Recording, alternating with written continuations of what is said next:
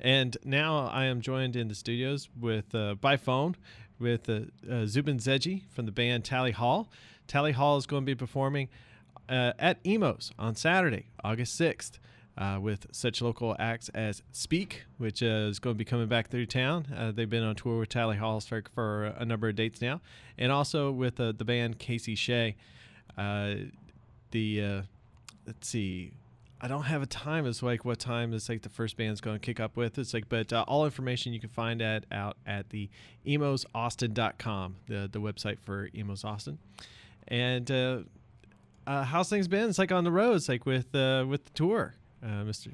Sedghi. Things are going great. Thanks for having me, by the way. Things are going great. We are currently driving through the desert of Arizona. We've played a number of shows with both Speak and Casey Shea.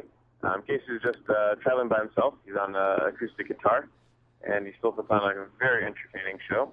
But things I think we've really gotten to get to know the guys that Speak a lot better, and we've had great audiences come out to the shows. It's been a really fun time.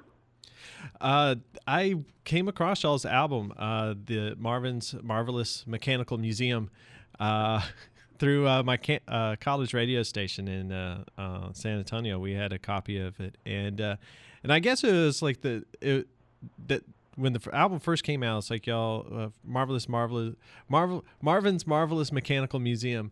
I guess y'all put that out. It's like initially on your own back in 2005, and then. Yeah. Toured behind it, and then got picked up by Atlantic, and then it got re-released. It's like in 2008. That's a pretty nice long period of performance and gestations, like for an album, it's like to be out and then have to be re-released. It was. It's like, I just thought it was interesting because I haven't heard that too often. It's like where sometimes you hear it's like a band's first album, and it gets steam, and it's like, and then it's quickly picked up by a major and put out. And this one took a little bit longer. I guess it's like it was just y'all were touring behind it, and then y'all started to get attention. And then once y'all got hooked up, it's like with Atlantic, they kind of went ahead with that. We actually got hooked up with Atlantic pretty early on. It just took a while to get the album re-released. They really wanted to re-release it themselves, so we kind of went through with that. And then it was further delayed, the release of our second album, Good and Evil, because we just had issues with the record label getting it released. But we finally resolved all that stuff, and now at long last we have our new album out and available. Yes, I should say it's like the Good and Evil is out right now. It's been out since June of this year. Y'all are touring behind it. 14 songs. One or two of them was like written by you. It's like Cannibal and The Trap. It's like how has it's like the transition of I guess the last 6 years as a band, it's like from the last time y'all recorded to recording now, how has the sound has grown for yourselves? What do you think? Well, that's a good question. It's a lot, a lot of things. When we went into record Marvin, we didn't really. We were kids, we were young college kids, and we kind of went to a box of a recording studio with this gentleman by the name of Ben Buchan, who was engineering it, and we just kind of put together songs and, didn't really have much experience in the ways of recording. But it was a really fun process. It was a great learning process. And then since then, we've just had so many life experiences, and we've not only grown older, but just had a lot of things happen. So this new album is definitely, it feels older to me. And the things it deals with are, it's a little more cohesive. And this time around, we had a producer by the name of Tony Hopper. So I feel like this our new album is more cohesive than the last. But I think we're all really happy with the way it turned out, and it's so nice to finally have it out. And it doesn't really matter too much what I think. I think it's what other people think. It's like I really liked y'all's sound, and I was when I was telling people, it's like, hey, it's like Tally Hall is going to be coming up, and they weren't quite familiar with it yet, and I was thinking, well, it's like it reminds me of like of bands like OK Go, and then I found out later it's like y'all share some management with OK Go, and y'all are also from the Michigan area. So is that is it are y'all in the same circles? It's like of y'all run into each other? It's like or did y'all are from the same scene of sorts? Well, it's hard to say, what scene we fit into exactly. We're not really an indie band in the typical sense, but yeah, we shared management with OK Go, and they made the Giants. But then we changed management. We have new management out in LA now, and we all went to college in Ann Arbor at the University of Michigan. That's kind of where we formed, and we definitely know a lot of the Ann Arbor bands. But it's hard to say, to pinpoint exactly a scene that we're part of. I think it's just on a greater scale, what's happening in the music industry, which is that everyone basically has more control of their music and the ability to promote it themselves, with the internet and the way the music industry is changing. But Good and Evil just came out. It's like this past June, and y'all are currently on tour of it. Y'all are been out on the road since mid July. How has some of the receptions been for the albums? And before going on tour, y'all already have had like a fandom out there. It's like for y'all's band. It's like you were may not have been as widely known as some other bands, but it's like y'all have like y'all's own set of fans that come out, and so when you're touring, it's like do you get a mix of audiences from folks that's like that are already familiar with you and just like already seen it's like all the videos and YouTubes and all the connections and everything? Definitely. Yeah, we are fortunate to have a pretty devoted and passionate fan base. They're really awesome. They care quite a bit about us, and they're really fantastic. So we've had the blessing of people coming and knowing both our old and new material, and what was the one of the most surprising things. And this, one of the nicest things to see was how quickly it took us a number of tours on our old material to amass crowds in different cities. But what's really nice is seeing people sing along to the words of our new stuff, and really show us enthusiasm for the newer material. So that's been really wonderful. One of the things it's like that people pick up on early, I guess, is it's like y'all have a band look of folks of all the guys, the five guys in the bands, like have white shirts with colored ties, and yours is a blue tie. Yep. And it's like with the black pants, kind of like a office dress, minus the jacket. It's like. So do you go through a lot of blue ties? It's like, do you have to have like a stack of like 5 or 6 ties? It's like just in case it's like an accident happens, or we all have quite a bit of all of the pieces: pants, shirts, ties, that sort of stuff. Because it gets very, very sweaty every night, especially in these warmer climates. So yes, we do have a number of backups. Yes, it's like the.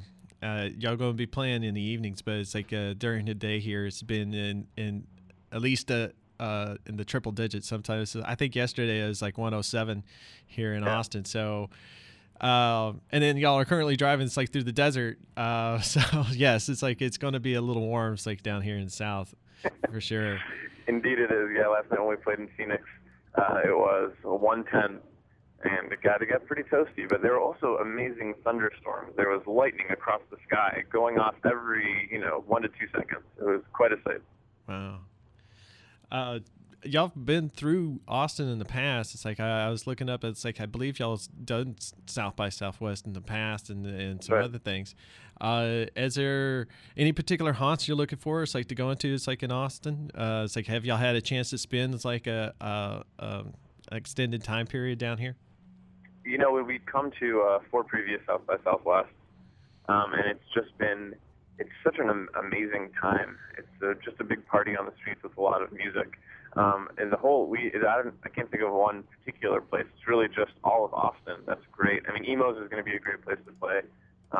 It's a place where we've seen a lot of great bands play, where we've played before, and we've really enjoyed it. But I think just generally being in Austin and just the whole vibe of the city is great. Oh, cool. As like a little bit of a sidebar, I was going to play a couple of tracks from Good and Evil as part of the interview tomorrow. All Uh, right. was there any one particular track that you think kind of stands out? It's like any suggestions that you would say? I would say Follow Your Heart. Are you at all familiar with the album? Follow your heart. No, that's the that's Oh, my follow advice my to you. heart is to my pick. I didn't know if Yeah. you were going to suggest it's like the one of the songs that you've written or not. No, no. Just if you've listened to it, just pick tracks that you like. Cool. On Marvin's one of the album that you did previously, it's like one of the ones that stood out for me was "To Wove," which I thought was hilarious because it was a nice, friendly song, but it's also a slightly creepy stalker song about Mary Kate and Ashley Olsen, Indeed. and um. And that was like before they were. That was back when they were still under 18, I think. That may be true. That may be true. um, it's like, does it carry on? It's like, and did you ever hear any, like any feedback from their representation or anything like that? No, actually, recently I found out that Ross and his mother, Ross is our drummer, wearing the gray tie, had seen either Mary Kate or Ashley at a restaurant, and Ross's mom wanted to go up and personally deliver the song, and Ross didn't let her. So that might have been our only opportunity to ensure that they've heard our music. But so far, it's been no feedback. We don't know if they've heard it or not, but it's there. It's there for them. If they're listening to this, which would be an incredible coincidence, you should listen to our song that we wrote for you guys. If they do happen to be listening to this interview, I would be very honored if they would like to send a little. It's like, hey, I heard it. It's like I would be jazzed as well. My little radio show is like on a podcast somewhere out in the ether. You never know. You never know. It's like stranger things have happened. Yep. I've run. I was it's like at I work at a radio station where I do little ticket giveaways, and Dolly Parton is coming through in a couple of weeks, and so we were giving away a pair of tickets to go see Dolly Parton. And this one lady says, like, no, it's like I'm not interested. She's my aunt, and I don't really like her music. And I was like, well, Right. do you mind if I meet your aunt? Yeah. It's like, are you on good terms? Did you get to meet her? No, not no. It was like one of these things. It's like where my brain wasn't firing fast enough. It's like if only it'd be able to. Alas, it'd be quite fine, quite funny indeed. It's like the one other question I guess it's like I had is like I was googling Tally Hall, and I kept coming up with references to it's like an English or an American Sorry, soccer player. that was Bora. He's sitting next to me and editing footage. I don't know if you heard that chuckle. Yeah, are y'all doing filming or? He's filming and he's releasing Bora logs every week for just so people who cannot make it out to the show or just other people of the internet can view them. Yes, I was going to say it's like I heard something about y'all's internet show. Yeah, that's what we did in the time between releasing our first and second albums. When we knew we were going to be releasing it, we wanted to do something to give to the fans and a new product of sorts, knowing we couldn't make a new album. And so it's like for folks that are curious, they can go to tallyhall.com and be able to see links to the Tally Hall's internet show. And y'all been doing that since 2008. It's like that's a real long consistency. It's like an internet time of doing. It's like we've actually been making videos since we started the band. Really, Joe was a film major in college, and we'd always kind of just been making little skits and releasing them. And the internet show is really just putting it all together. Oh, cool. Do they tell a sequence of stories? It's like in them, or is it mainly it's like this is what we're doing right now? Well, the internet show is just there are 10 episodes, and each of them had a theme, and they're all kind of very different from each other. Some of them had storylines, some of them were more sketch-based, just relating to a common theme. Some of them were philosophical, some were straightforward. Some of them were comedic. We really did quite a bit. We didn't limit ourselves in terms of what could be, content. for the show. Oh, cool, cool. It's like I guess it's like the the only other thing that I had left was when I was looking up information, it's like on Tally Hall the band, I kept coming across Tally Hall the soccer player, who is an American soccer player who's performs here in the United States. It's like for the Houston Dynamo. Yeah. Any connections, like, or has there been any like reach outs like to somebody like that has it's like a similar name? Like we actually have. I think we've reached out to him, and I think he responded with a short message. But we're not regularly in touch with him. But we all get some of us get Google alerts. Yeah. And so we can kind of keep track of his career as we both progress. And if he has Google alerts for him, I'm sure he gets a lot of stuff about us. So we're kind of in different venues, but working together. It's kind of like it's like a strange, it's like a acknowledgement. It's like, oh yeah, that person's still doing stuff. He's still around. We know the other exists. Each of us knows the other exists. He's an excellent goalkeeper, or so it seems. Yeah, I came across numerous articles. It's like with his name attached, and it's like going, oh okay, and I had to filter through them all. But it's just kind of like a cool little novelty. Yeah. Well, cool. Y'all guys, my brain is fried. I'm gonna be definitely editing this tonight. All right. Well, But thank you so much for having me. yeah, I just wanted to close with I've been talking with Zubin Sedghi. Yep. Is that how I say it? It's like, Yeah, you got it. Nailed it. Zubin Sedghi from the band Tally Hall. They're out of Ann Arbor, Michigan, and they're going to be performing this coming Saturday night at Emo's. It's like on August the 6th with Casey Shea, and it'll be a hometown show return for Speak, who's been on tour with them for a number of dates. Is there anything that you want to say is like about this particular show that's like you want to make sure is included on the interview? No, thank you so much for having me, and check out our new album, Good and Evil. It's out now, and it's going to be great to come to Austin and see everybody and bring a homecoming with Speak.